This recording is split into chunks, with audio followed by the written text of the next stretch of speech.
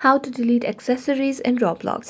Hello everyone, welcome to this channel. I'm here to help you out today. So without any delay, let's get started.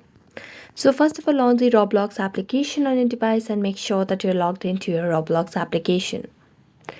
Now, as we launch the Roblox application, you have to make sure you have proper and stable Wi-Fi connection on a device, and if not your Wi-Fi connection, you can switch to cellular data as well. Now, after switching on to your connections, you can just wait for a few more seconds until it loads to the home page over here. So let's wait for a few more seconds. And all you need to do in order to delete accessories is simply tap on your avatar option at the bottom of the screen. As you tap on your avatar, you can see the accessories options. So now you can just see all the accessories, but unfortunately there's no direct option to delete accessories in Roblox as of now. The feature has not been provided by the application itself, so all we can do is just wait until this feature pops up for Roblox. So that's it. Thank you so much for watching this video. See you next time.